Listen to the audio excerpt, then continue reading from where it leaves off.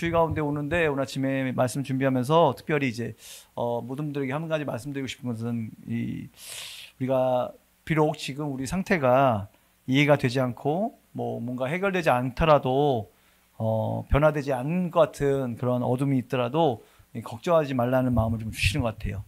포기하지 않으면 반드시 이루실 겁니다. 아멘.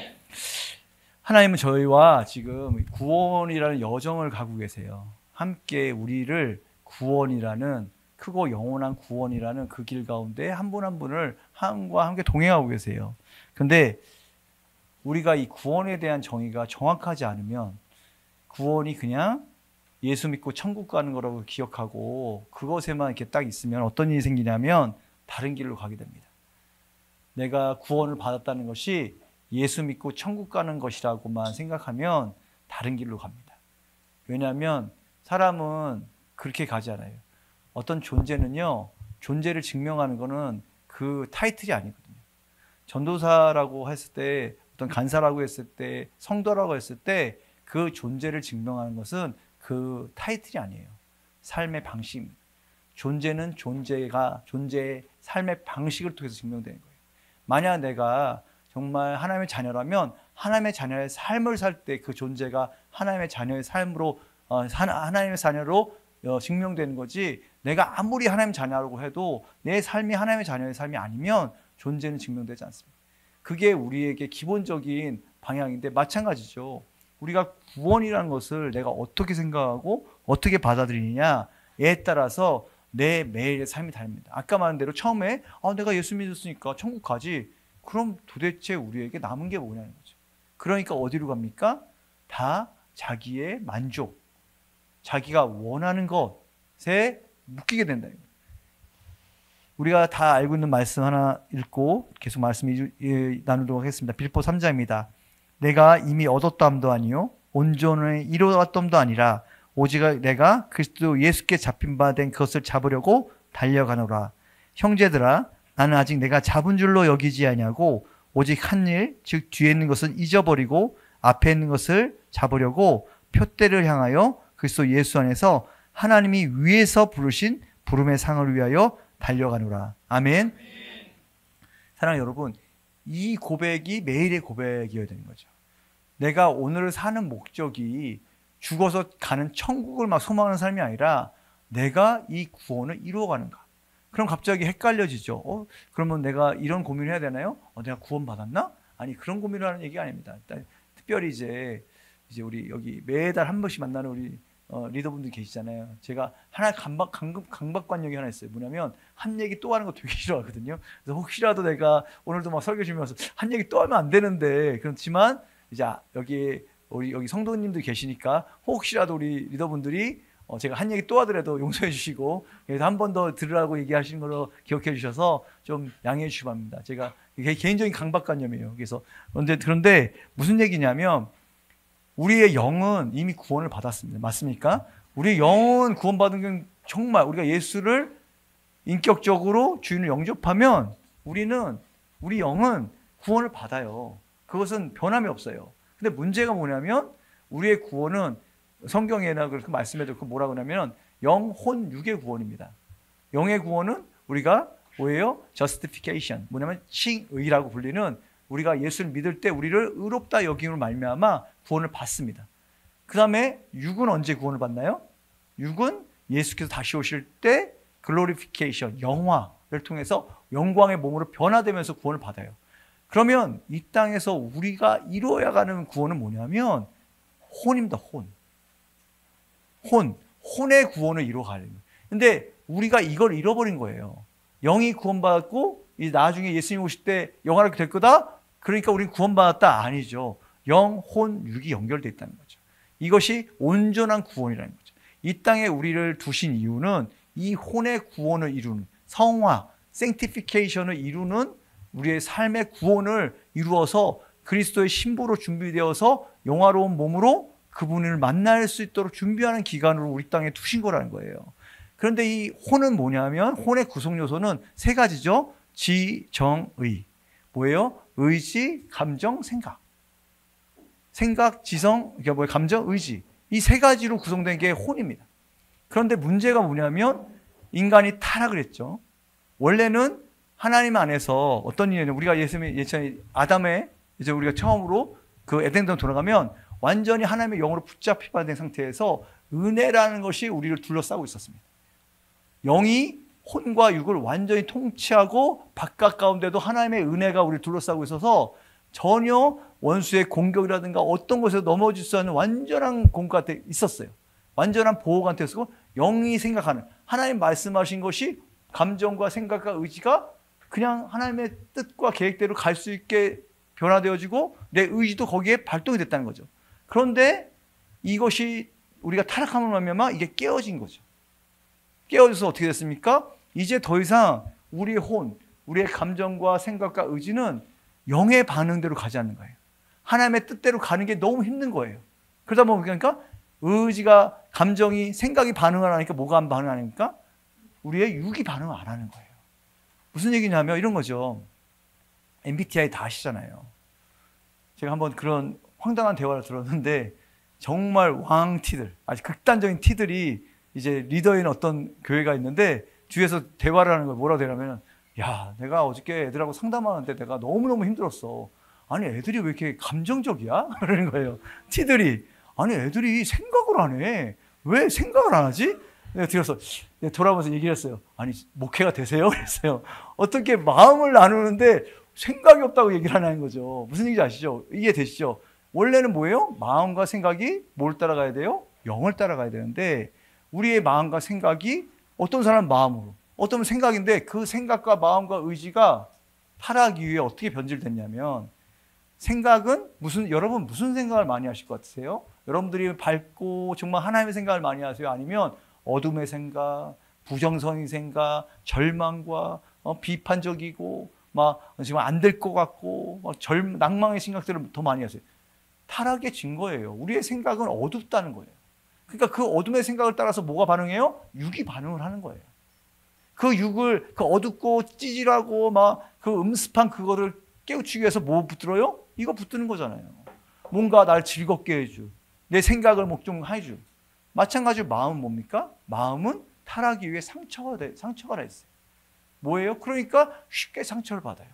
사람의 말에, 사람의 행동에. 그래서 그 감정이 그냥 있으면 좋은데 그것이 상처가 어떻게 해요? 계속 벌어져요. 벌어져 있으니까 어떻게 되니까 상처 벌어진 데다가 조금만 어떻게 해요? 조금만 건드리면 어떻게 되면 발작이 되잖아요. 너무 아프니까. 근데 우리가 서로의 마음을 못 보잖아요. 그러니까 나는 정말 아무것도 아니었는데 상대방은 그거에 의해서 막 발작을 하고 난리치면 도저히 이해가 안 가죠. 왜냐하면 상처가 계속 벌어지고 있는데 자신이 의지를 못하는 거죠. 그렇게 되면 그 때문에 의지는 뭐 해야 돼요? 여러분이 한번 생각을 해보세요. 노예가 있다고 생각해보세요. 만약에 여러분 노예가 있다 그러면 그 노예는 누구의 말을 들어야 될까요? 주인의 말을 들어야죠. 내 말을 들어야 되는 거잖아요. 만약에 내 말을 듣지 않는 거를 한다고 하면 어떻게 되겠어요? 패겠죠. 왜냐면 내가 이렇게 돼요. 그게 원수가 하는 얘기예요. 뭐냐면 여러분들을 원수가 붙잡고 있는 거예요. 줄을 딱 걸고 노예돼서 내가 움직이는 대로 끌려와야 되는데 자꾸 선한 생각을 하려고 그래. 뭔가 다시 영이 하나님의 뜻과 계획대로 가려고 그래. 어떻게 해요? 확 잡아당기는 거죠. 근데 그렇게 돼서 어떻게 해요? 꼼짝 못하는. 근데 너무 정확하게 꼼짝을 못하는 거죠. 왜냐하면 거기만 건들면 어떻게 될까요? 내가 마비돼 버리고. 이번에 마비가 돼요. 내가 움직이지 못하는. 원수는 너무 잘한다. 근데 하나님이 그것을 이렇게 우리에게 보여주신 이유는 뭐냐면 너 그렇게 노예돼서 살아가 아니에요. 내가 그거를 자유케 하겠다. 내가 그걸 끊어내겠다. 회복하겠다라고 계속 보여주시는데 우리의 마음은 어떻게 생각해요? 안 될 거야. 이거 이렇게 아픈데, 이렇게 안 되는데, 이렇게 내가 얼마나 이런 상태로 오래 있었는데 내가 되겠어? 38년 된 병자처럼, 중풍병자처럼 나는 안 돼. 아병환처럼 안 돼. 당신네들이 나를 뭘 알아? 내가 어떻게 변화되겠어? 내가 이걸 얼마나, 당신은 모를 거야. 내가 얼마나 이걸 감춰두고 지금까지 이 인생을 살아왔는지. 이번에 이제 그 선교사, 여자 선교사 누나 모아놓고 이제 일주일 동안 저희가 모임을 했습니다. 근데 이제 이런 모임을 할 때 정말 선교 환경이 정말 어렵겠다 하면서 진짜 마지막 때다. 무슨 얘기냐면 이제 대한민국도 지금 그런 상황에 들어와 있죠. 그래서 어떻게 우리 지훈 예전 우리 선교팀장님 하고서 나눴는데 그런 얘기들 중에 여러 가지가 있는데 정말 이게 보지 못하면 알지 못하는 것도 있거든요. 근데 또 어저께도 너무 중요한 얘기들을 많이 들었어요. 뭐냐면 우리 성도사님 통해서 여러분 정말 악이 정말 교활해지고 있고 더 간교해지고 있거든요. 예전에 중국 갔을 때 중국에서 이 사람들이 모이지 이번에도 신문이 났죠. 김명일 목사님이라고 시온교회 저희 되게 잘 아시는 목사님입니다. 그 시온교회 김명일 목사님 이번에 조선족 목사님 최대 하나님께서 정말 놀랍게 하시기 때문에 이분이 이 시온교회가 조선족 교회인데 북경에 있는 정말 어마어마한 교회였어요. 근데 하나님이 어느 날 명령하셨거든요. 흩어질 준비하라고. 근데 그래서 교회를 폐쇄했을 때 그게 완전히 가정교회로서 전부 선교적 교회가 됐거든요. 근데 그것도 이제 못마땅해서 시진핑이 김명일 목사님 아예 구금시켜 버렸거든요. 근데 그때 당시에도 어떻게 했냐면 사람들을 어떻게 안 모이게 하는지 그 중국에서 사람들을 못 모이게 하는지를 들었는데 너무 지혜롭다. 너무 어떻게 이렇게 머리가 좋을까. 어떻게 하는지 아세요? 중국에서 사람들이 모이는 걸 어떻게 통제하는 줄 아세요? 이거예요, 이거.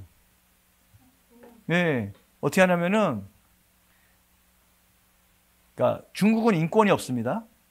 중국은 그러니까 자꾸 착각하는 게 중국 사람들을, 우리가 생각하는 일반적인 사람을 보면 안 돼요.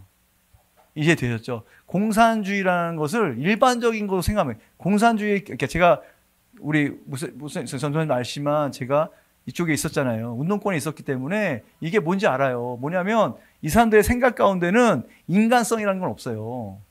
목적밖에 없어요. 제가 꿈꿨던 게 뭐였냐면 한국이 3분의 1이 사라지는 거예요. 그래야 공산주의가 성공해요. 3분의 1이 사라지는 건 다 죽이는 거예요. 제거해야 돼, 제거. 그래야지 나라가 바뀌어요. 그러니까 캄보디아나 모든 나라에서 첫 번째 하는 게 뭐냐면 숙청이에요, 숙청. 사실 시진핑 아버지도 숙청당한 사람이거든요. 원래는 19살 때 그 시진핑 아버지가 대단한 사람이에요. 저희 애들한테는 어마어마한 사람이죠. 우리 때는 영웅이죠. 뭐냐면 혹시 약간 말씀드리면 모택동 아세요? 모택동? 모택동의 원제는 장개석하고 싸웠잖아요. 그게 아시죠? 누가 맨 처음에 이겨요? 장개석이 이기죠. 그래서 이 사람들이 도망을 가요. 10만 킬로를. 그걸 대장정이라고 합니다. 대장정을 해서 그 황산을 그 산골짜기로 해서 10분의 1만 남아요. 다 죽고.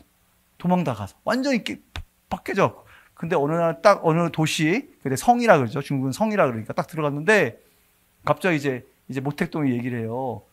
여기 서기가 누구냐고. 이게 당서기. 여기가 그 지역의 총 책임자가 누구냐 했더니 어떤 19살짜리가 나오더니 난데? 그런 거예요. 그게 시진핑 아버지예요. 시종신. 19살에 한 성을 해방구로 만든 사람이에요. 어마어마한 사람이에요. 그러니까 너무 알고 니네 아버지 데려와. 내가 여기 당석이라니까 넌 누구냐? 그러니까 나 모택동이다. 그래서 여기서 그래서 이제 통해서 완전히 정치적 동맹로로 하다 나중에 제거하거든요. 모택동이.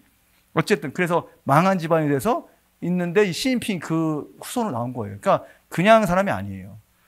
얘기해 드리는 게 뭐예요?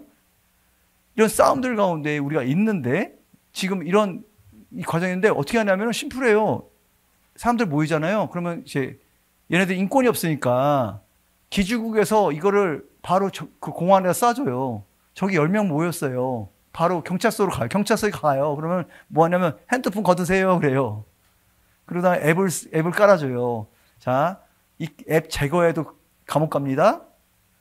만약에 핸드폰 바꾸면 경찰서 와서 앱 다시 까세요. 끝. 그리고 아시겠지만 안면 인식 기술이 최고인 나라가 중국이에요.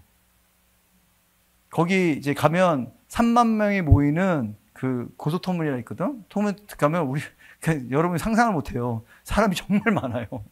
정말 많아요. 어마어마하게 많아요. 우리나라 무슨 신도림 지하철역은 게임이 안 돼요. 그런 게 한 10배가 있다고 생각해 보세요. 신도림 지하철 출퇴근 시간이 그 10배인데 그런데 그 사람들을 스캔하는데 3초 안에 다 신분들이 확인돼요.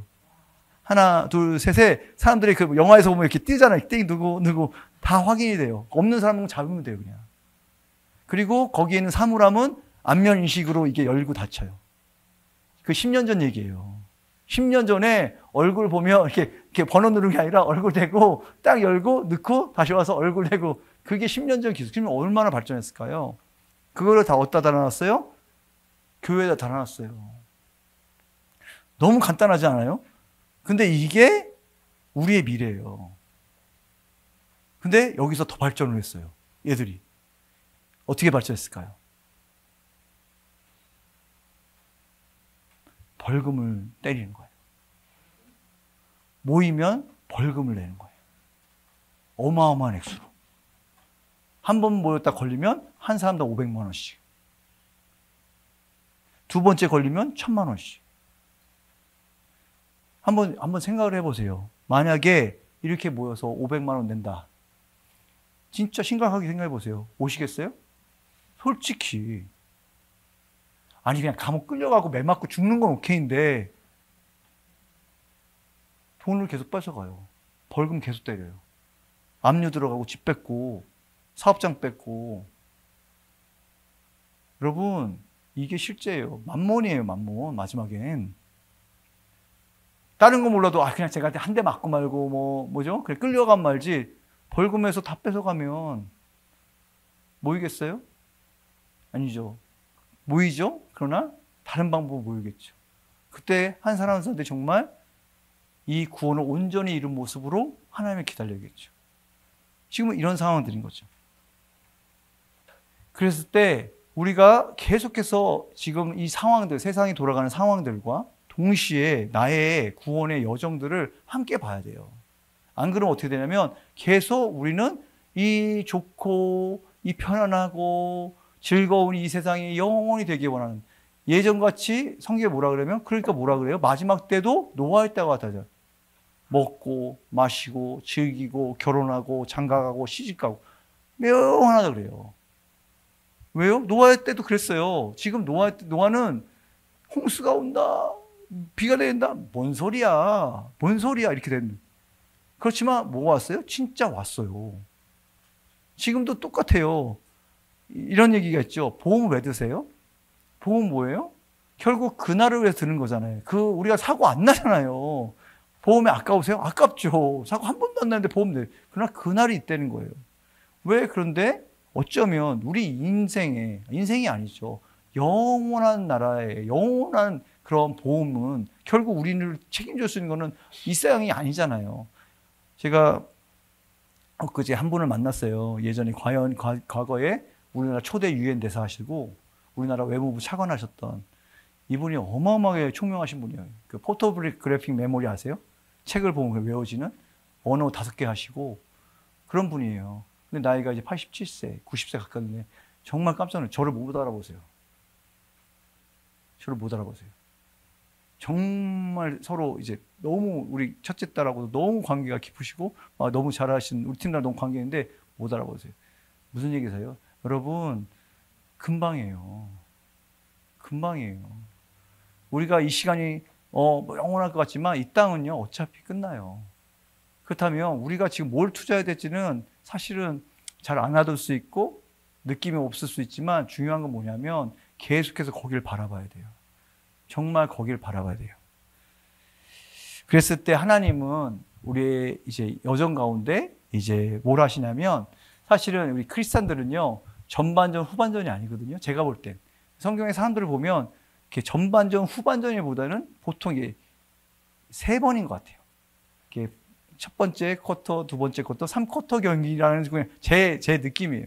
왜냐면 모세도 뭐죠? 처음 40년, 광야 40년, 마지막에 이제 이스라엘 민족을 이끄는 40년, 지도자 40년 이렇게 세 과정처럼 어쩌면 우리는 이제 이 세 가지 정도의 예수님이 공생에 시작할 때도 그런 일들이 있었고 많이 보는데 왜 이런 얘기냐면 사실은 모세는 태어날 때부터 이건 기적이었죠. 예, 왜냐하면은 그 성경에 나오는 유아 학살이 있는데 유아들을 이렇게 죽이는 사건인데 2번 있었습니다. 성경에 나오는 첫 번째가 모세 때고 다음은 예수님 때죠. 예수님 때는 이유는 뭐였어요? 예수님이 자기의 왕위를 탈취할까 봐 했는데 그럼 모세 때 있었던 유학살의 이유는 뭘까요? 성경에 이렇게 나와 있잖아요. 뭐라고 해요? 유대인들이 너무 애를 잘 되니까 이스라엘들이 너무 이러니까 이게 이 나라가 이들이 나중에 적들과 합해서 우리를 할까 더불어 한다 그랬는데 이거는 조금 이집트의 역사를 좀 아셔야 됩니다. 우리가 다 아시다시피 우리 YDP 교회는 열방을 품는 교회이기 때문에 이건 기본적으로 알고 계셔야 되는 게 뭐냐면 핫셉스트라고 들어보셨어요? 요즘에 저는 이제 핫셉스트라고 여기 요즘 연극도 해요. 그런 핫셉스트라는 이집트의 첫 번째 여왕. 예, 첫 번째 여왕입니다.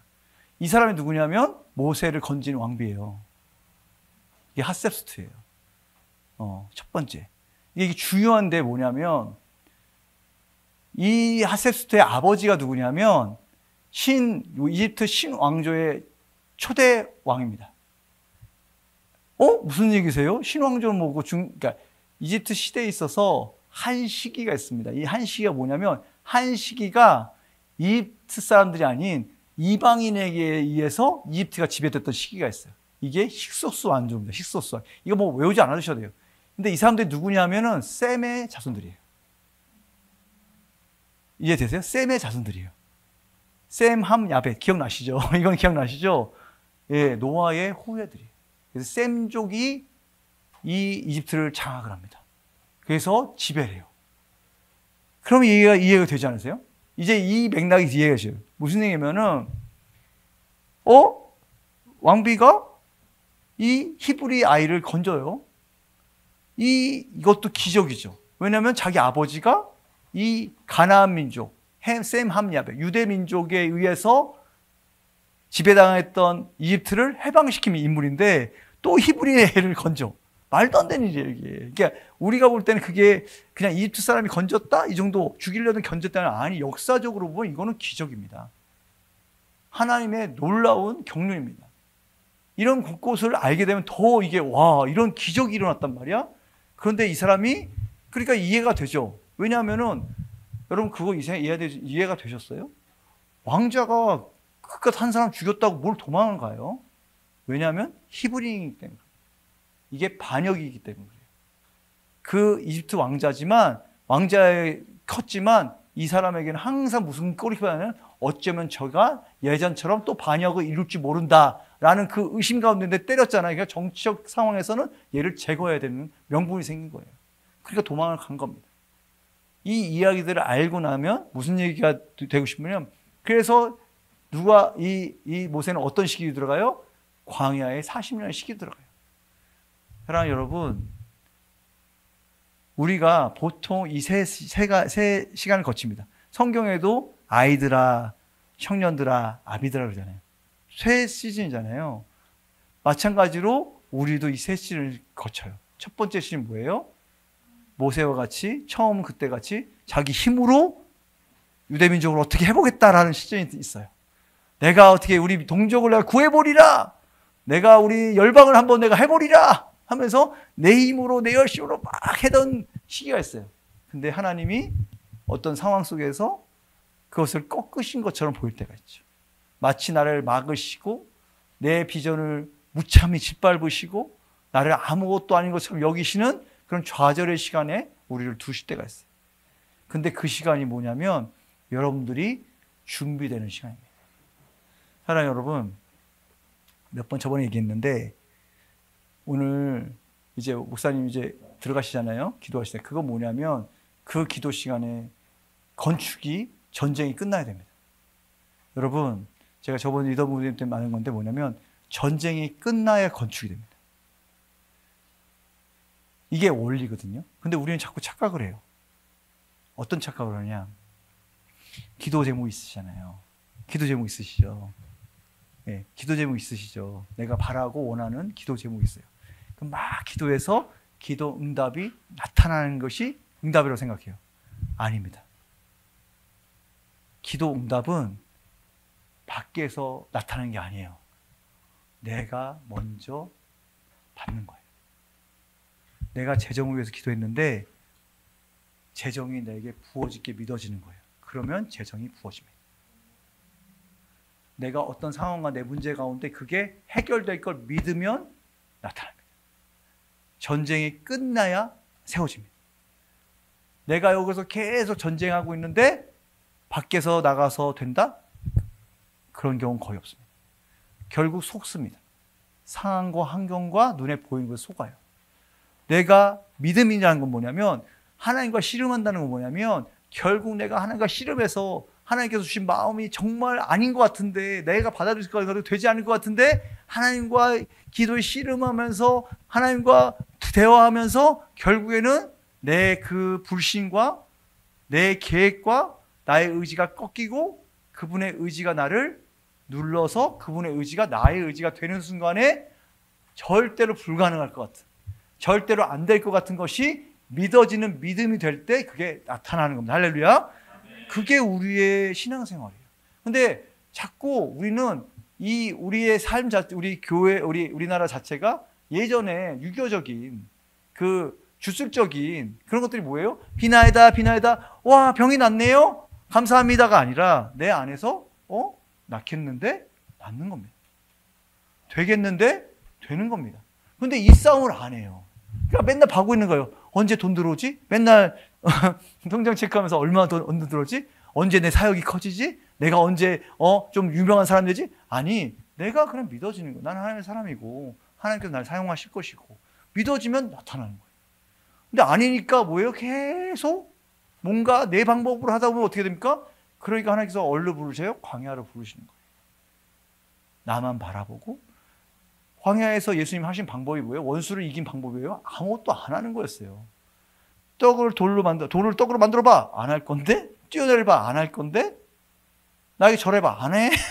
뭐 시키지 마. 안 해. 나는 안 할 거야. 그러니까 어떻게 돼요?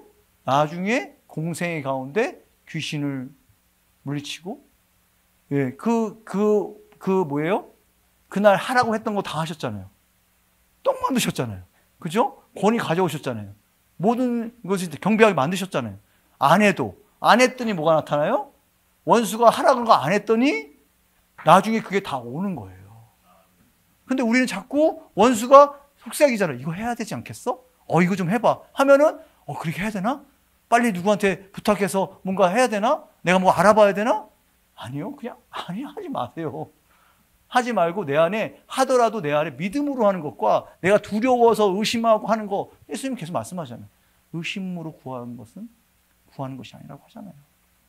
믿음으로 구하. 그 믿음이 올 때까지 기다리는 그 예배와 기도가 바로 지금 여러분들이 하고 있는 하나님과의 만남이라는 거죠. 그 가운데 이분이 어떤 분인지 알면 알수록 어떻게 될까요? 믿음이 생기는 거죠. 하시겠네. 이분이 이런 분이지. 그게 말씀 가운데 나오면 이분이 수없이 하신 이야기들이 어떻게 돼요? 이렇게 하신 거네. 제가 여기도 한번 얘기한 것 같은데 그 유대인들한테는 역사란 단어가 없습니다. 얘기했나요? 어디서 떠들고 다니는지 잘 몰라서 하도 역사란 단어가 없어요. 히스토리라는 단어가 없어요. 메모리가 히스토리라는 단어의 대신입니다. 뭐가 다를까요? 이순신 장군 역사예요, 메모리입니까? 역사죠. 근데 이 사람들은 메모리예요. 내 할아버지예요. 이해되세요? 내 할아버지. 성경의 모든 사건이 나의 기억이에요. 역사가 아니에요. 역사에 기록된 어떤 사건이 아니라 내 기억이에요. 내가 직접 경험하고 내가 직접 가나안에 내가 직접 들어간 거고 여호수아가 손 들고 있을 때 아말렉이 물리치는 게 그게 다 내 기억인 거예요. 그러니까 성경이 내 거예요. 그게 메모리예요. 여러분, 성경이 메모리세요? 역사세요? 하나님 매주 물으는 거예요. 이게 네 역사야. 내가 이걸 네 역사로 만들고 싶은 거야. 기훈아, 내가 이 말씀들이 네 역사가 되게 하고 싶은 거야. 이게 네가 나타나려면 조건이 아니었는데 믿어야 되는 거야. 그냥 내가 믿습니다라는 자기 확신이 아니라 그게 믿어지는 거예요. 진짜 그렇게 하실 분이 확실하고 그보다 더 큰 걸 하실 수 있는 분이라고 되면 나타나는 거예요. 여러분, YDP가 지금까지 온 길이 그래요. 내가 잘은 모르지만 전사님과 처음부터 예전에 우리 하나교회 할 때부터 그 길로 왔어요. 믿음으로 간 거예요. 믿음이 될 때까지. 내가 믿음으로 올 때까지. 내가 진짜 주님을 믿지 않고 하는 그런 것이 아니라 진짜 믿고 이분이 그런 분이랑 너무 믿어지니까 뭘 해도 이것이 나타나는 건데 안 그러면 어떻게 되면 계속 의심하면서 눈에 보이는 거면 당연히 흔들리죠. 분명히 약속하시는데 왜 안 나타나지? 이렇게 되죠. 근데 내가 믿음이 와 있으면 안 나타나도 내가 있는데 언젠가 입금될 거 아는데 그거를 왜 걱정하겠어요? 그래서 하나님께서 우리에게 보여주신 게 있어요. 그게 바로 오늘 말씀드린 오늘 본문인데요. 우리 오늘 본문 한번 읽어볼까요? 마가복음입니다. 마가복음 14장. 우리 오늘 짧으니까 32절 41절까지 함께 봉독하도록 하겠습니다. 시작. 그들이 겟세마나 하는 곳의 이름에 예수께서 제자들에게 이르시되 내가 기도할 동안에 너희는 여기에 앉아 있으라 하시고 베드로와 야고보와 요한을 데리고 가실새 심히 놀라시며 슬퍼하사 말씀하시되 내 마음이 심히 고만하여 죽게 되었으니 너는 여기 머물러 깨어있으라 하시고 좀 나아가사 땅에 엎드려 될 수 있는 대로 이때가 자기에게 지나가기를 구하시어 이르시되 아빠 아버지여 아버지께서는 모든 것이 가능하오니 이 잔을 내게서 옮기시옵소서.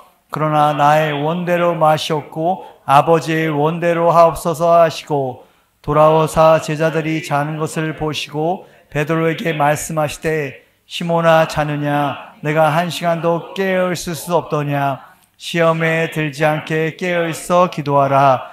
마음에는 원이로되 육신이 약하도다 하시고 다시 나아가 동일한 말씀으로 기도하시고 다시 오사 보신즉 그들이 자니 이는 그들이 심히 피곤함이라.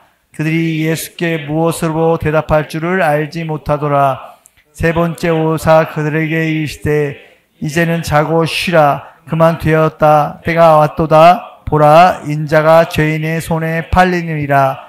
일어나라 함께 가자. 보라 나는 판자가 가까이 왔느니라. 아멘.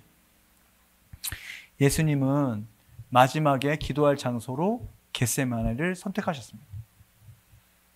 예수님은 기도하는 곳이 겟세마네에 있었던 것이 아닙니다. 많은 기도의 처들이 있었어요. 근데 예수님은 작정하고 겟세마네로 가신 겁니다. 작정하고. 그 작정은 항상 제가 성경 나눌 때 얘기하지만 다 누구를 위해서요? 우리를 위해서. 우리가 이 장소를 택하신 이유는 우리가 나중에 이곳에 가게 하기 위해서. 이것을 통해서 우리에게도 말씀하기 위해서. 이 방법을 알려주기 위해서. 겟세마네의 뜻은 기름 짜는 틀입니다. 겟세마네의 이름의 뜻은 기름 짜는 틀입니다. 그러니까 이게 어디 있었냐면 감람산에 있었습니다. 우리 감람산이랑 감람? 뭐게 모르지만 그게 올리브입니다. 올리브의 산, 올리브 마운틴이죠. 거기를 예수님께서는 마지막에 내가 그 기도에 예수님 하나님과 그 독대하는 장소로 삼으셨어요. 이유는 본인 때문이 아닙니다.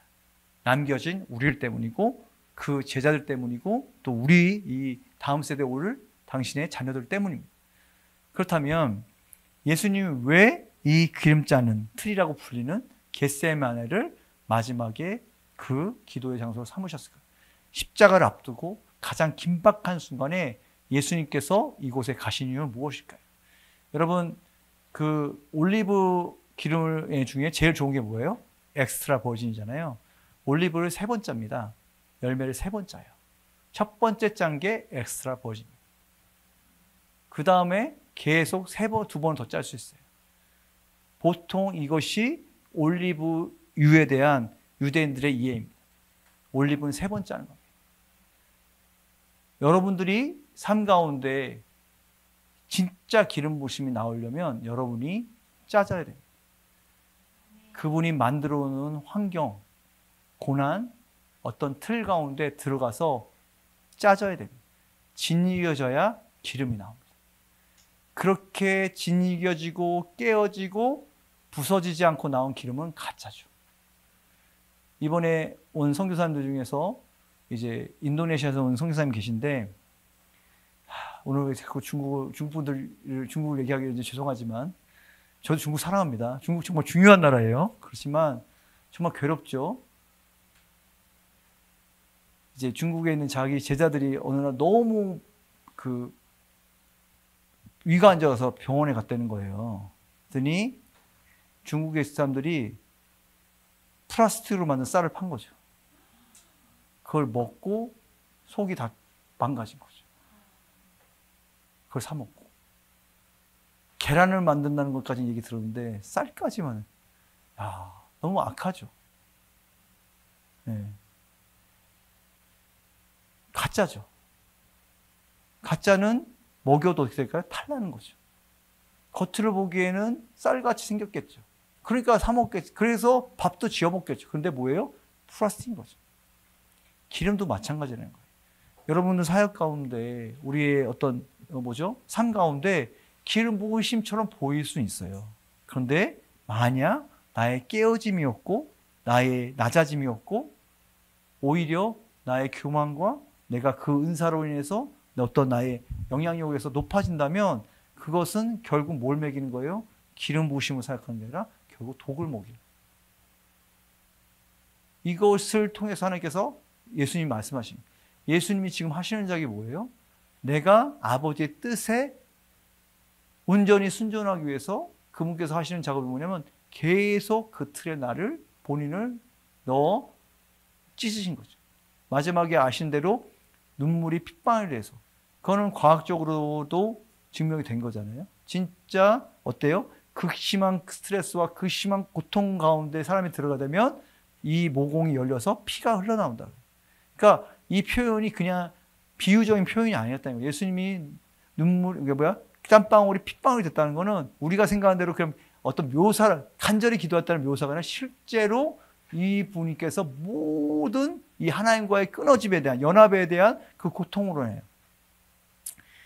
이것에서 우리가 알 수 있죠. 뭐냐면 지금 제가 계속하는 얘기들 중에 뭐가 있냐면 예수님의 우리가 그분의 실부를 향한 그분의 사랑은 뭐였냐면 그렇게 목숨을 건 사랑이거든요. 여러분 혹시 짝사랑하다 배신당해 보면 내가 사랑하는 사람 배신하면 그 상처는 너무 크죠. 뭐냐면 차라리 모르는 사람한테 배신당해봐 그 욕하고 끝나지만 진짜 내가 사랑하고 진짜 성교제에서 맨날 일어나는 거거든. 맨날 제자들이 배신하고 맨날 제자들이 등 쳐먹고 진짜 믿을만 했는데 앞에서는 되게 잘하는 것 같아 뒤에서는 나쁜 일을 하고 이게 우리한테 더 상처가 된 것처럼 예수님도 우리 하나님도 마찬가지인 거죠. 하나님의 자녀들이 하나님의 자녀답게 살지 못하는 것. 하나님의 자녀임에도 불구하고 아버지의 뜻보다는 자신의 뜻에 더 매몰되어서 우리를 배신하는 것.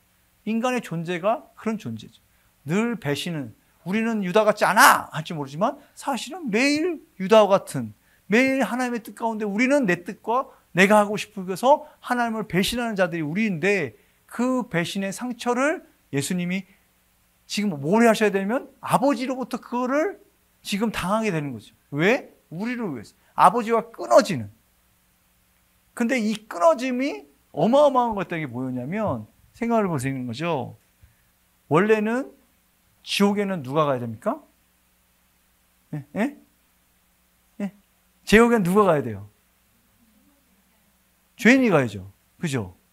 지옥은 누구를 위해서 준비된 겁니까? 죄인. 근데 예수님이 죄인이신가요?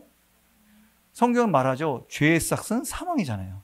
죄의 대가가 뭐예요? 사망이라는 거예요. 죄는 사망으로 판결을 받게 되어 있다는 거예요. 근데 예수님이 죄인이 아니셨잖아요. 근데 원수가 죽인 거예요. 그럼 뭐예요? 이 판결은 불법인 거죠. 그래서 지옥문이 깨진 겁니다. 지옥이 이분을 삼키는 순간에 불법이 되어버린 거예요. 지금까지 합법적으로 죄인을 끌어갈 수 있었는데 이분이 자신이 죄인이 아님에도 불구하고 지옥에 들어간 순간에 이 법이 깨지면서 우리를 구원하실 수 있는 거죠. 동일한 원리라는 거예요. 사랑하는 여러분.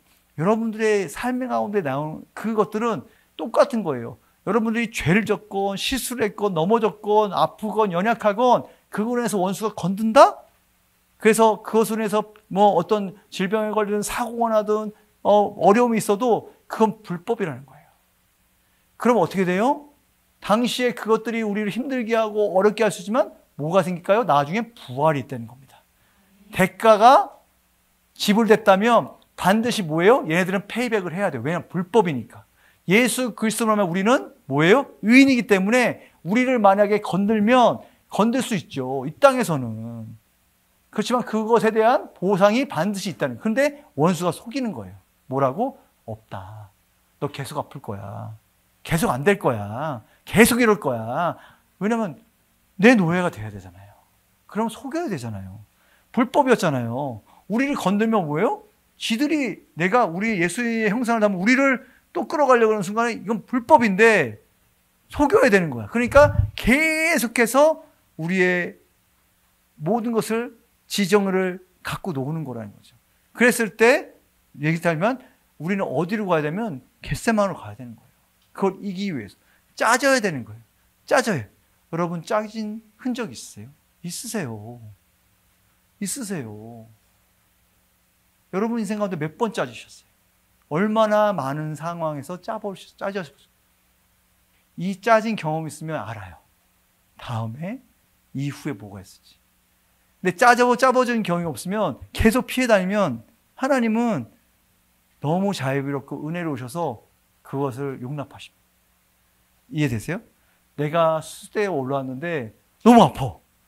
소리 지르면 그분은 수술을 멈추세요. 왜냐하면 그분의 자비가. 근데 그렇게 되면 어떻게 돼요?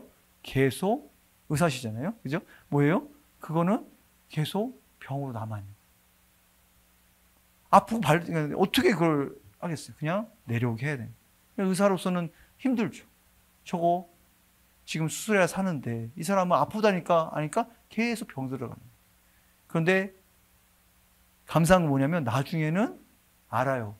지긋지긋해서 더 이상 이 상태로 못 살게 하겠다는 그게 은혜거든요. 더 이상 이 죄와 이 연약한 가운데 살 수 없다는 그 정말 갈망으로 내가 스스로 수대에 올라와서 수술을 받는 것을 기대하신. 하나님이 원하시는 게 뭐냐면 우리가 정말 그 메마른 올리브가 아니라 정말 실한 올리브로, 실하다는 건 뭐예요? 내 안에 하나님에 대한 사랑으로 그 틀에 자원하여서 들어가기 원하시는 거죠. 끌어다가 넣지 않으시네. 그 끌어다가 넣을 정도면 보통 뭐냐면 다 메마른 올리브예요. 메마른 올리브는 짜봐야 기름이 얼마 안 나옵니다. 마음이 없는 올리브 짜봐야, 그 기름 없는 올리브 짜봐야 얼마 안 나와요. 그러나 진짜 원하는 주님, 저를 좀 짜주세요. 저를 정말 그 기름 부음이 나오는 그 열매로 사용해주세요. 하나님은 계속 우리를 이렇게 올라가게 하실 거거든요. 그게 다음 차원이거든요. 뭐냐면 결국 이 세 번의 기도를 통해서 뭘 하실 수 있겠습니까? 예수님이 십자가를 질 수 있게 되셨어요. 예수님 말씀하십니다. 마태복음 16장 24절. 이 예수께서 제자들에게 이르시되 누군지 나를 따라오려거든 자기를 부인하고 자기 십자가를 지고 나를 따를 것이니라. 누가복음 14장 27절입니다. 누군지 자기 십자가를 지고 나를 따르지 않는 자도 능히 내 제자가 되지 못하리라. 하나님은 계속, 제가 이 제자란 말은 제자라 그러니까 무슨 제자 훈련받은 이런 게 아니에요. 신부입니다. 결국 그분과 함께 영원히 동행하는 사람입니다. 그게 제자라는 뜻인데, 신부라는 뜻인데, 왜 이걸 원하실 때 뭘 하시냐면 결국 우리를 계속 올라가게 하시는 이 세 번의 짜짐으로 말미암아 예수님의 그 기름 부으심을 말미암아 십자가를 지시는 그 힘이 생기셨는데, 그거는 그거 안 하셔도 힘이 있으셨지만 뭐라고요? 우리를 위해서. 우리가 결국 우리의 삶이, 우리의 목표가 그냥 단순히 천국 가는 삶이 아니라 예수님을 닮아가서 결국 뭐예요? 온전한 구원을 이루는, 그 우리의 온전한 구원을 이루는 건 결국 예수님의 형상을 온전히 닮아가는 그 사람이 되기 위해서 우리를 어디까지 가게 하신다고요? 결국 십자가로 가게 하시는 거예요. 십자가에 예수님은 두 손을 벌리셨습니다. 이 두 손을 벌리셨다는 얘기는 두 가지 의미입니다. 첫 번째 뭐냐면 오늘 말씀한 대로 자기 부인입니다. 여러분, 자기 부인이 뭡니까? 내가 뺏길 때, 나에게 뭐를 뺏어갈 때 그것에 대한 내가 권리가 없다는 것에 대한 인정이죠. 사랑하는 여러분, 물론 저도 안 되는 게 있어요. 어떤 영역에서 누가 여기서 온전하다고 할 사람이 어디 있겠습니까? 저도 어떤 영역에서는 진짜 뺏기기 싫어요. 네, 이해되시죠? 하나님을 가져가신다 그러면 너무너무 살떨리는, 막 안 될 것 같은, 막 두렵고 정말 하나님께 왜 나에게 이렇게 하고 싶은 그런 영역이 있어요. 그런 게 다 있죠. 그런데 하나님께서 우리에게 요구하신 건 뭐냐면 그것이 나를 지금은 만족하게 하는 것 같지만 결국 그게 나의 뭐예요? 암덩어리 같은 거죠. 결국 그게 하나가 아니라 어디 암의 위험이 뭐예요? 암이 퍼진다는 거예요. 내가 그 작은 것에 그냥 내 만족에 이 정도는 괜찮지 않을까 한 게 어디예요? 결국 그것을 허용함으로써 이 암이 자라나서 여기저기서 퍼져간다는 거예요. 마찬가지로 내가 허락하는 나의 만족을 위해서 작은 허락이 나중에 위험한 게 뭐냐면 결국 이게 퍼져가는 것처럼 자기 부인은 뭐냐면 그것에 내 권리를 포기하는 겁니다. 맞습니다. 이건 내 거 아닙니다. 내 자녀 내 거 아닙니다. 제가 지난주인가 2주전에 정말 어떤 사업하시는 분의 마음을 들었어요. 이분이 이제 어떤 걸 처음으로 개발하신 분이에요. 화장품에서. 그게 굉장히 중요한 어떤 걸 개발하신 분인데 이게 너무너무 대박을 친 거예요. 대박을 쳐서 이제 이분은 이제 생산하신 분이니까 어떤 이제 화장품 회사에서 같이 일하자고. 그래서 같이 일하게 됐어요. 동업을 하게 됐다는 거죠. 이제 이분은 생산을 맡고 이 회사, 전 화장품 회사는 마케팅과 이 전적인 것들을 다 맡고. 그런데 이게 막 매달 수주가 10억, 50억, 100억, 200억 막 올라가더라는 거예요. 막 쭉쭉쭉 올라가는데 문제는 뭐냐면 갑자기 이 작은 회사가 확장이 되니까 감당이 안 되는 거예요. 그러니까 뭐냐면 재고가 얼마나 많고 어디에 얼마 팔았고 이게 아무 계산이 안 되는데 계속 오더가 들어오는 거예요. 그러니까 이쪽 회사 입장에서는 계속 오더를 받고 싶은 거죠. 왜냐하면 당장 내가 받는 수주가 100억, 20억, 30억 이러니까 여러분 생각해 보세요. 막 30억씩 주문 들어오면 이 공장 상황 안 받고 지금 30억에 눈이 머니까 어떻게 해요? 돌리라고 그러는 거예요. 근데 사장님 그런 거예요. 아니 지금 재고가 얼마나 갖고 지금 언제 어떻게 며칠까지 나가는 거 이렇게 다 지금 엉켜 있는데 이러다가는 망합니다. 근데 안 듣더라는 거예요. 아니 지금 그럼 당신이 50억 책임질 거냐고. 이 50억 수주 안 받으면 당신이 책임질 거냐고. 막 이러니까 너무 답답한데 막 돌아가는 거 보다가 그랬다는 거예요. 하나님이 딱 말씀하셨대요. 스탑. 그만하라고. 근데 안 되더라는 거예요. 왜냐하면 마음에 무슨 생각이 드냐면 그렇게 고백했는데 이 회사는 하나님 겁니다. 맞습니다. 이건 하나님 겁니다. 그랬는데 갑자기 이게 어떻게 막 이거 내 거다라는 거예요. 내 거다. 가져가시니까 내 거더라. 이거 내 거였구나. 말만 하나님 거라고 했지만 내 거였구나. 그런 영역들이 있다는 거예요. 나중에 어떻게 되냐면은 그때 진짜 감사하게 그때 딱 그만뒀기 때문에 회사에서는 뭐 이것 때문에 당신은 후회할 거라고 했지만 결국 망했어요. 그런데 이분은 그래서 그때 손을 뗐기 때문에 다시 재기하셔서 지금 너무나 선교적으로도 이제 확장하시는 분이 됐거든요. 이런 게 있다는 거예요. 무슨 얘기인지 아시죠?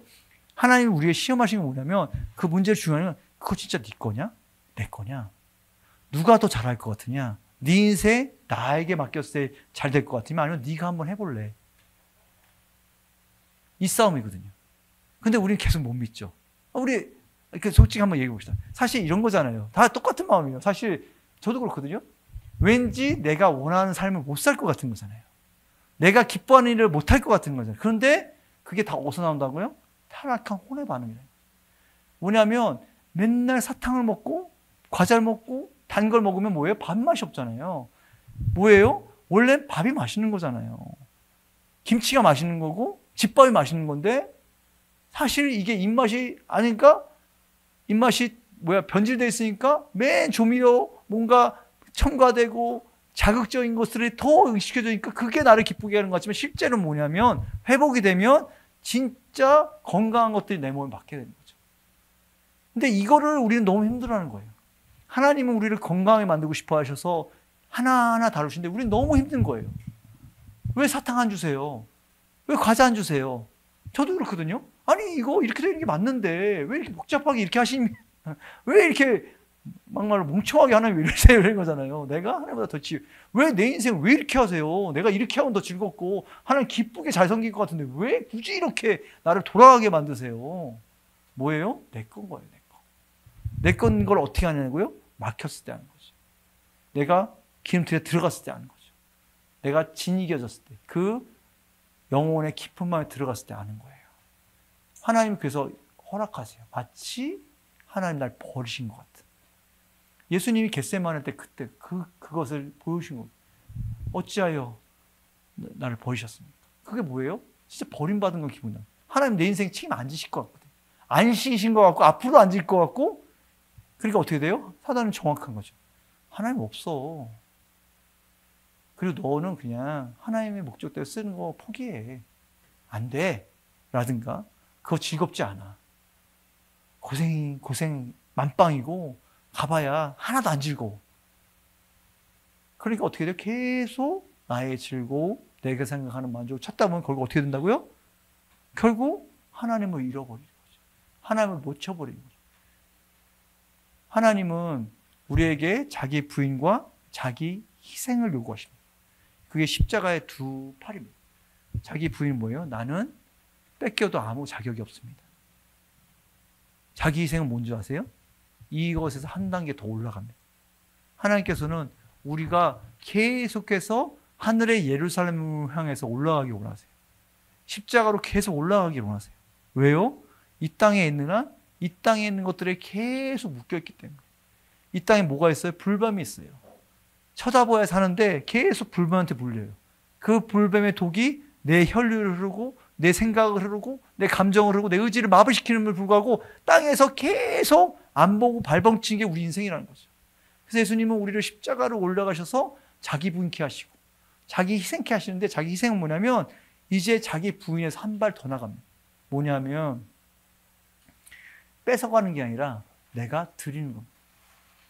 그분이 가져가실 때 괜찮습니다가 아니라 내가 기꺼이 이제 드리는 수준으로 가는 거예요. 이것도 가져가십시오. 주님, 내 생명 가져가 주세요. 내 모든 거 당신 겁니다. 그게 제가 기쁩니다. 자기 부인은 가져가셔도 괜찮으시라는 수준이라면 자기 희생 뭐냐면 가져가십시오. 그게 바울이었어요. 사도 바울은 정확하게 정상이 된 사람입니다. 정확하게 삶에서 대차대조가 명확한 사람이었어요. 나의 빚이 절대로 갚을 수 없는 빚을 명확히 한 사람이었기 때문에 이게 가능했어요. 가져가셔도 내가 갚을 수 없기 때문에. 나한테 무엇을 가져가셔도 나한테 갚을 것이 없기 때문에 정확하게 이 빚진 자였기 때문에 사도 바울에게 있어서 이 자기 부인과 자기 희생은 너무나 기쁜 일이었어요. 사도 바울이 한 번도 성경에서 나를 지금 이 구속과 이 쇠사슬에 맡긴 것을 날 풀어달라고 기도한 적이 한 번도 없어요. 왜냐하면 그 페이 더 프라이스가 하나님께 영광이 된다는 걸 너무나 알았기 때문에. 나의 고통. 그래서 마지막에 그 고백까지 내가 전제와 같이 부어질지라도 교회를 위하여 내가 전제와 같이 부어질 때를 뭐라고요? 나를 그렇게 드리고 싶다. 내 동족을 위해서는 내 생명이 생명책에서 지워지냐. 그게 뭐냐면 다 빚진 자예요. 여러분의 대차대조표를 맨날 보고 하셔야 돼요. 이게 구원이에요. 내 대차대조표에 아직도 내가 더 많이 뭔가 하나님에서 했다고 생각한다면, 아니면 하나님이 나에게 주신 것이 그렇게 하찮고 언제든지 떠날 수 있는 그런 값어치라고 생각한다면 떠납니다. 그래서 하나님은 우리 붙드셔서 내가 얼마나 큰 은혜를 받은 자인지를 계속 나의 잔고를 보여주시는, 그것들이 뭐냐면 보여주시는 거예요. 내가 얼마나 빚졌는지를 보여주시는 거예요. 왜? 내 상태를 보여주시는 거예요. 내가 얼마나 하나님을 배신하고 살고 있는지를 보여주시기 위해서 그 문제들 가운데 계속 드러내시는 거죠. 너 정말 날 신뢰하고 믿고 따라오느냐? 정말 너 내 거야? 네가 고백처럼 정말 나 네 거니? 하고 결국 그 과정을 통과했을 때 나중에 어디 가면 예루살렘에 올라가고 나면 더 이상 이 땅의 차원으로 살지 않습니다. 이 땅의 차원에 사는 자는 이제는 통치하는 수준입니다. 왜? 나를 붙들 게 없기 때문에. 다 그분께 드렸고 그분의 소유가 됐기 때문에 나도 그분의 보좌 우편에 앉은 존재로서의 정말 삶을 살게 됩니다. 안 그러면 어떻게 돼요? 계속 땅에서 노예 생활하는 겁니다. 이스라엘 민족이 애굽에서 탈출했을 때, 처음으로 이제 출애굽했을 때 하나님이 명령하신 첫 번째 것이 뭐냐면 안식입니다. 이상하죠? 그 400년 동안 그 노예된 백성을 처음 내었을 때 명령하신 것이 안식이에요. 근데 우리가 이것이 얼마나 놀라운 일인지 생각을 못합니다. 왜냐하면 400년 동안, 여러분 400년 동안 휴일이 있었을까 없을까요? 없었어요. 노예가 무슨 휴일이 있어요. 지금처럼 우리 생각으로 주 5일째 근무 아니었습니다. 밤낮 없고 하루도 쉴 날 없고 언제든지 주인은 부르면 와야 되고 언제든지 하라면 해야 되고 정말 죽으라면 죽어야 되는 그 400년의 세월을 살아왔는데 하나님 명령, 너희는 그렇게 살 인간들이 아니라는 거죠. 이 땅의 시스템에 묶여서 노예된 동일한 영적인 원리가 뭐예요? 너희들은 그렇게 원수의 밥대에서 끌려다니는 게 아니라 그걸 끊어내고 오늘도 샬롬을 왼수하고 자유케 될 사람인데 왜 계속해서 세상이 묶어놓은 기준과 세상이 원하는 그 가치들과 묶여서 계속해서 나의 그 존재 자체를 내 존재 방식으로 증명하는 것이 아니라 내가 뭔가를 소유하고 사람은 영어에도 인간을 뭐라 그래요? 휴먼 비잉이라고 그러지 휴먼 두잉이라고 안 하잖아요. 우리는 휴먼 비잉이잖아요. 그런데 우리는 존재라는 것보다 뭘 하고 있느냐, 뭘 성취했느냐, 예? 그거에 따라서 우리가 살고 있는. 그래서 오늘 명령하시는구나, 여러분. 예배팀 올라오시고요. 하나님 오늘 명령하시는 거예요.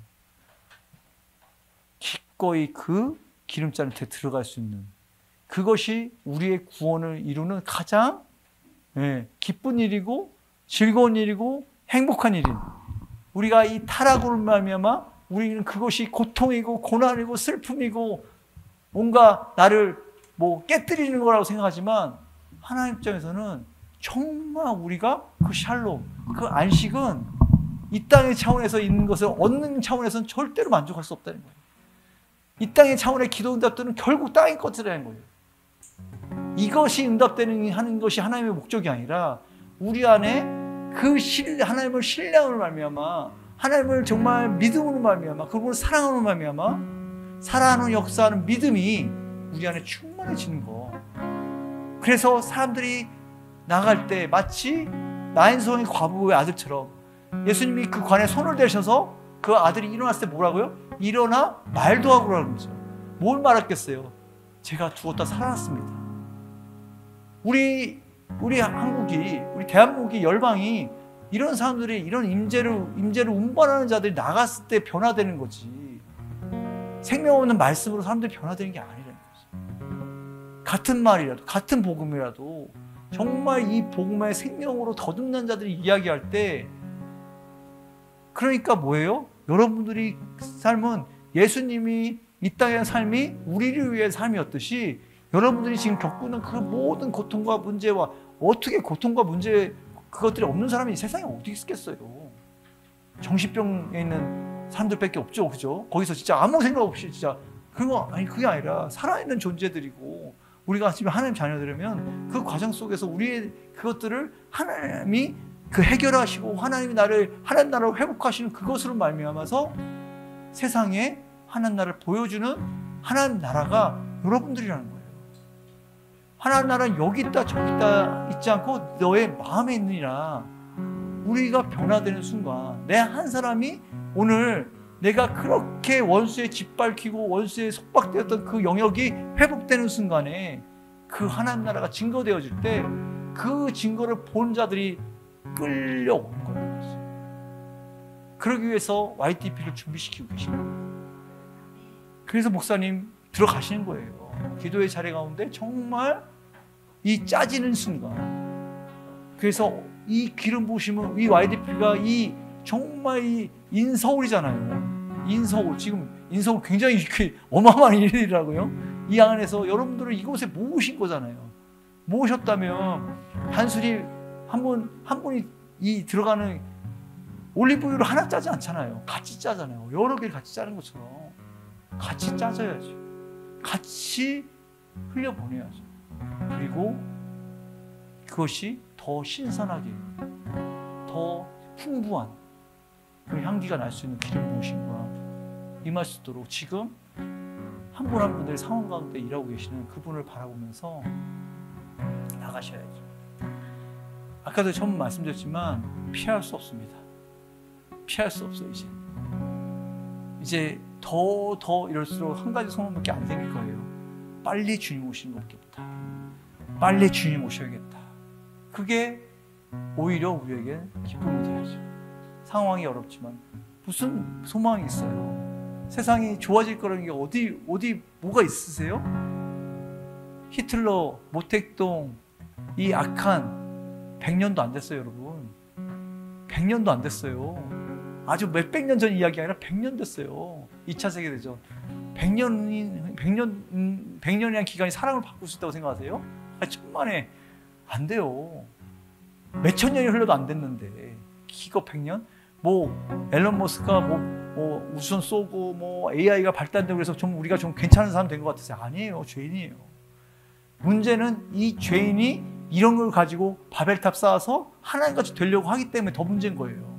차라리 이게 없으면 무식하기로 하는데 계속해서 하나님께 이루려고 하는, 하나님 없이 하나님 나라를 이루려 하는, 그거 뭐예요? 그게 지옥이죠. 하나님이 안 계신 곳이 지옥이죠. 우리 안에 하나님 안 계신 곳이 지옥이에요. 내 문제 가운데 하나님 안 계시면 그게 지옥이에요. 뭘 찾지 마세요. 죽어서 가는 지옥이 아니라 내가 내 영역 가운데, 내 문제 가운데 하나님 없으면 그게 지옥이에요. 그러나 그곳에 하나님 있으면 뭐가 돼요? 하나님 나라가 되는 거예요. 아무리 시리어스하고 아무리 심각해도 거기 하나님 있으면 하나님 나라인 거예요. 그러면 이기는 거예요. 그러면 회복되는 거고, 그러면 밖으로 하나님 나라가 확장되는 거예요. 근데 안에서 계속 전쟁인데, 내가 왕되거나 원수가 왕돼서 계속 하나님 나라 밀어내는데 밖에 하나님 나라가 나타나지 않습니다. 오늘 말씀 들으시면서 하나를 잡으셔야 돼요. 오늘 들으신 말씀 가운데 하나를 내 안에 심는다면, 한 단어라든가 한 나에게 터치된, 나에게 꽂힌 딱 한마디를 지금 붙잡고 기도하시기 바랍니다. 지금이 중요해요. 수많은 말씀 들으시면 내가 오늘 하나님께서 이거 말씀하신 것 같다. 그거를 내 영 가운데 잠깐 기도하면서 나가도록 기도하겠습니다. 하나님 감사합니다. 우리 같이 우리 선교사님 말씀 들으면서 한 가지 더 기도하기를 원하는 제목이 있습니다. 말씀을 읽고 우리 같이 믿음으로 반응하겠습니다. 믿음이 없이는 하나님을 기쁘게 하지 못하나니 하나님께서 나아가는 자는 반드시 그가 계신 것과 또한 그가 자기를 찾는 자들에게 상 주시는 이심을 믿어야 할지니라. 아멘. 오늘 말씀 가운데 주님 정말 이 믿음이 없이는 하나님을 기쁘게 하실 수 없다고 했습니다. 무엇이 믿음이고 무엇이 하나님 뜻이고 나의 뜻인지 오늘 이 자리에서 하나님 성령님 조명하여 주시옵소서. 만약 우리의 뜻이었다면 주님 내려놓습니다. 내려놓는 하나님의 결단을 이 자리에서 이루게 해주시고, 그 믿음 가운데 하나님께서 주시는 것이 있다면 굳게 붙잡고 이미 우리 안에 이루어진 것을 믿음으로 나아갑시다. 아멘. 하나님께서 우리에게 이 시간 특별히 믿음을 허락해 주실 것을 믿습니다. 오늘 그 믿음으로 반응하는 나아간 자에게 성령께서 힘을 주셔서 믿음으로 삶을 살 수 있도록 우리에게 기름 부어 주시옵소서. 우리 주여 한번 외치고 그 하나님께서 기뻐하시는 믿음이 오늘 이 예배 가운데 임하게 해달라고 함께 기도하겠습니다. 주여! 하나님 아버지 감사합니다. 또 오늘 주일 예배에 주님께서 허락하신 은혜를 우리가 제때 받기를 원합니다. 믿음이 없이는 하나님을 기쁘시게 할 수 없다고 하셨으니 정말 이 마지막 때를 살아가는 우리 YDP 하나교회 우리 성도 모든 성도분들에게 하나님이 기뻐하시는 믿음을 허락하여 주시옵소서. 이 딸을 살아가는 동안 정말 우리 마음과 또 혼과 영과 육이 거듭나 구원되기를 원합니다. 이끌어 주시옵소서. 감사하며 예수님의 이름으로 기도드렸습니다. 네.